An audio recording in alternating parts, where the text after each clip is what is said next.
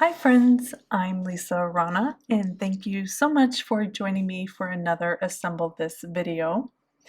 Today I'm feeling all the vintage layers. I'm going to be assembling a set of 3 cards using basically all the same supplies. I'm mixing pattern paper, stamps, and die cuts to create a unique look to each card, but still keeping them in the same family by using the same supplies. I'm featuring the new Kindness Matters Dragonfly stamp set from Unity Stamp Company, and that sweet dragonfly that can be used for so many different themes and occasions for cards. When I start to create a card set, I just kind of grab all my supplies and coordinate them. So I have a bunch of papers and I've pre-stamped my images in different kind of sizes on the pattern paper. I'm not really exactly sure what I'm going to do yet, but I like the variety of that. And then I also stamped these sentiments from the Best Caregiver stamp set. I have them pre-stamped and I'm going to keep them on hand for when I complete my cards later, and I'll use them on the inside of my cards. And here's a look at all the variety of pattern papers I'm choosing to use today. There's a mix of patterns, large and small, texture, so lots of different things that I can play with as I start to build each card. So what I'll do is start out with my card front. I know that I'll be using this brown cardstock for all of my cards, so I pull one of those out and then I start to play around with different shapes of die cuts and my pattern papers. These pattern papers are digital, so I'll link those below if you're interested, but just pick whatever kind of catches your eye. I'll use the larger pattern in smaller sizes, and then I'll kind of accent with these different mixtures of more subtle patterns. And then I just like to pick up a die cut and kind of try different shapes and lay them out to see what catches my eye. For the first card, these are all the die cuts and patterns that I'm going to be using. And because the brown tones are all just a bit of a different shade, I'm going to unify that by ink blending every single layer for each card.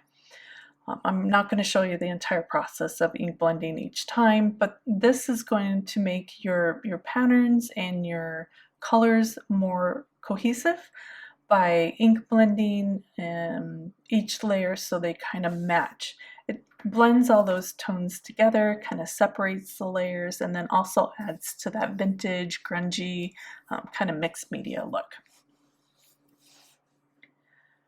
And I'm using gathered twigs as my color choice. There's lots of different brown tone families, but this one really matched the card front the best. So I thought that would be the best way to kind of unify the whole look. So once I got done ink blending everything, I just start to play around with my shapes.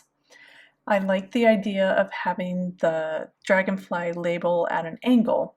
So I started that with an A2 kind of portrait size card, but my label got too big. It got too wide for my card. So I thought, well, let's just turn it and we'll make more of a landscape card.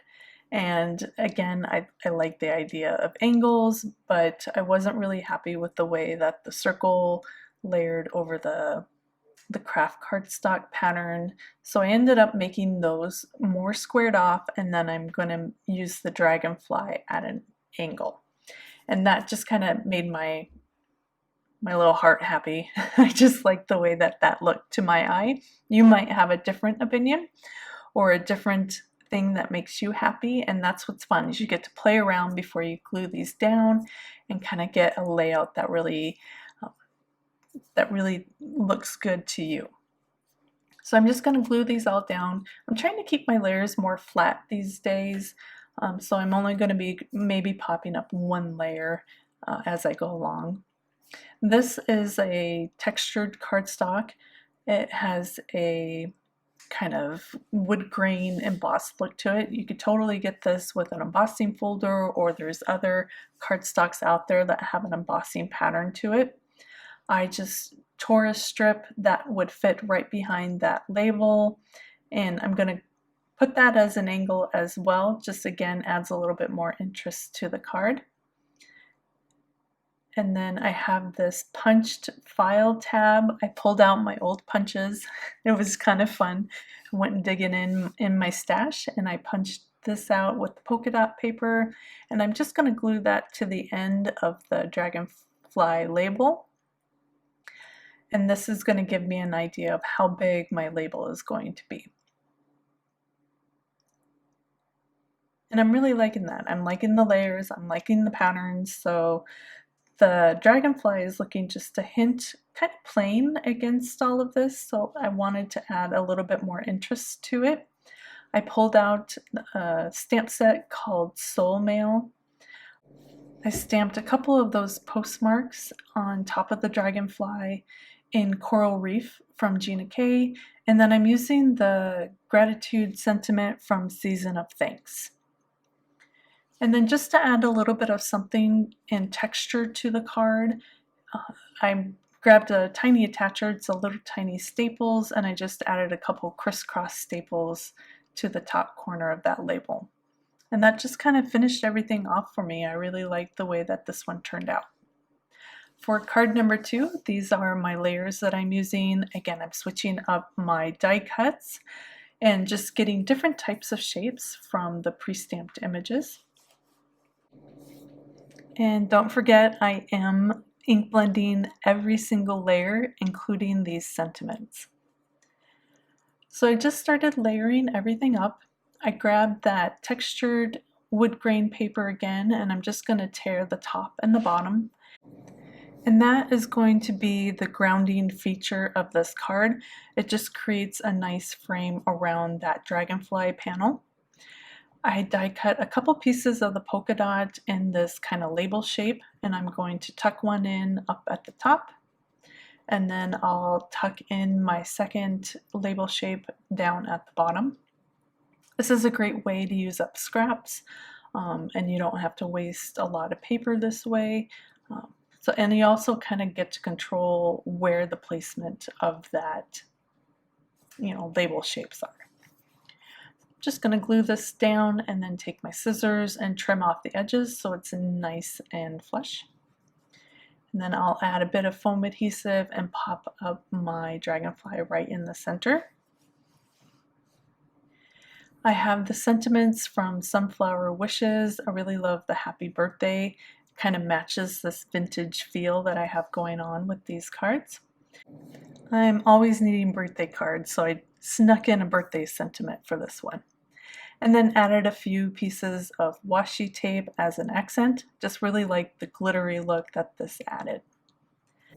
And for the final card, we'll just kind of run through this real quick because I used basically all the same shapes and patterns and things and just layered them differently. I die cut out that center panel with the larger label die, and then I added a few more stamps from that Soul Mail kit,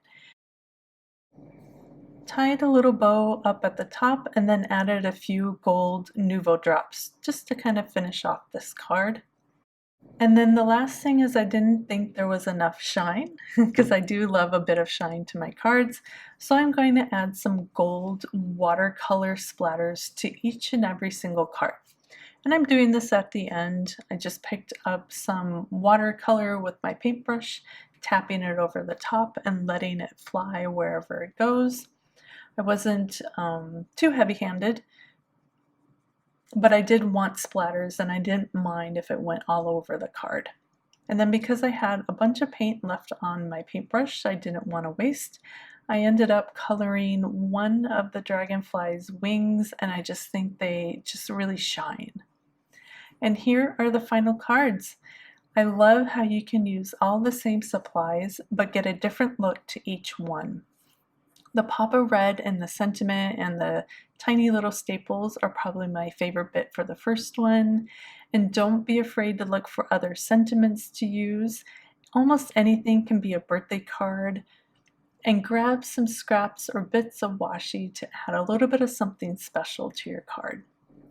While there is a lot of stamping going on this particular card, that dragonfly and sentiment is still the star. Don't forget to use up your watercolor from splatters to add some shine. I'll have all the supplies linked in the description of this video on my Dollhouse Designs YouTube channel and blog. Please give this video a thumbs up and subscribe if you enjoyed it. Plus, if you have any questions or sweet comment, post below. Thanks again for creating with me. I hope you enjoyed, and I'll see you again soon for more crafty time. Bye.